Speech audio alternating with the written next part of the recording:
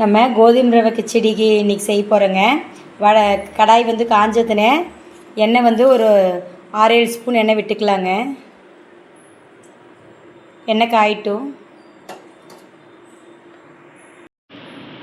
எண்ணெய் நல்லா காஞ்சிடுச்சுங்க. கடுகு கருவேப்பிலையும் சோம்பு ஒரு ஸ்பூன் சேர்த்திக்கலாங்க. கடுகு சோம்பு நல்லா இதாகட்டும்.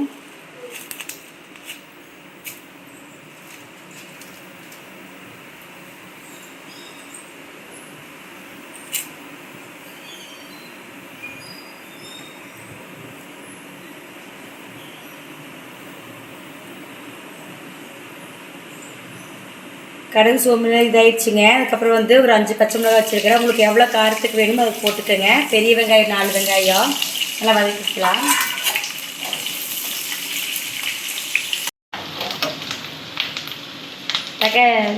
வெங்காயம் நல்லா வதங்கிடுச்சுங்க. ஒரு தக்காளி அறுத்து வச்சுருக்கு, அதை சேர்த்துக்கலாம்.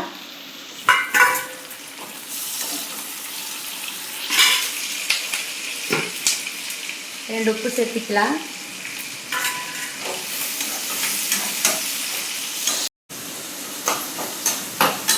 நல்லா வெங்காயம் தக்காளி நல்லா வதங்கிடுச்சுங்க. இப்போ வந்து நம்ம கேரட்டு பீன்ஸு உருளைக்கிழங்கு கட் பண்ணி வச்சுக்கிறதுக்கு கொடுப்பியா சேர்த்திக்கலாம்.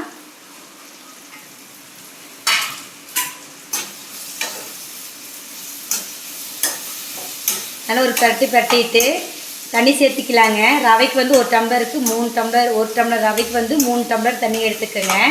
நான் 1/4 கிலோ ரவை எடுத்துக்கிறேன். அதுக்கு தகுந்தாப்பில் நீங்கள் எவ்வளோ ரவை சேர்த்துறீங்களோ அதுக்கு தகுந்தாப்பில் எடுத்துக்கோங்க.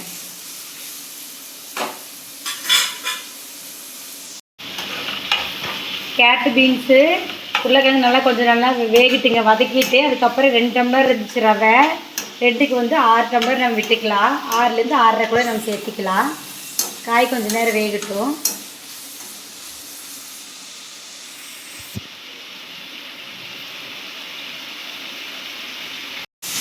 காய் நல்லா பாதி வெந்துருச்சுங்க. இப்போ தண்ணி சேர்த்துக்கலாம். 1க்கு 3ன்னு 2 டம்ளருக்கு வந்து நான் வந்து 6.5 சேர்த்துறேங்க.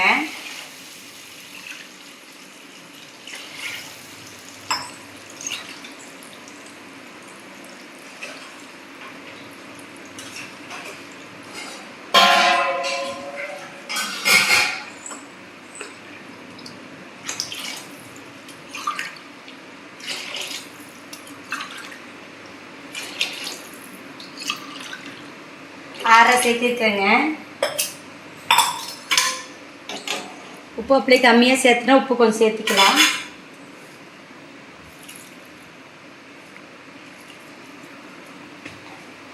தண்ணி நல்லா கொதிக்கிட்டுங்க. உப்பு பார்த்துட்டு காய் கொஞ்சம் நல்லா வெந்ததுன்னு அதுக்கப்புறம் நம்ம ரவையை சேர்த்துக்கலாம். பட்டாணி வேணுங்கிறவங்க கூட பட்டாணி சேர்த்திக்கலாம். தண்ணி நல்லா கொதிக்கிட்டு தண்ணி நல்லா கொதிச்சிருச்சுங்க. உப்பு கரெக்டாக இருக்குது. இப்போ 2 டம்ளர் ரவையை சேர்த்திக்கலாம். உப்பு பார்த்துக்கங்க. நான் உப்பு பார்த்துட்டேன், கரெக்டாக இருக்குது.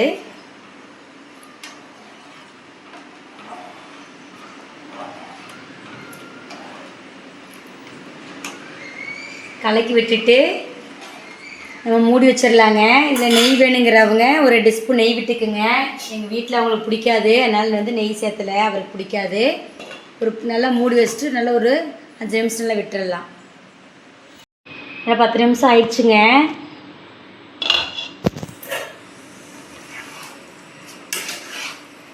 போதும் இந்த ஸ்டேஜு.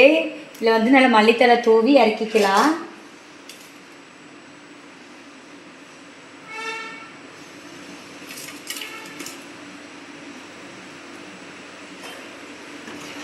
அவ்வளோதாங்க, நம்ம சூப்பரான சம்பார் ரவை கிச்சடி ரெடி ஆயிடுச்சுங்க. அவ்வளோதான், ஸ்டவ் ஆஃப் பண்ணிக்கலாம். சூப்பரான சம்பார் ரவை கிச்சடி ரெடி ஆயிடுச்சுங்க.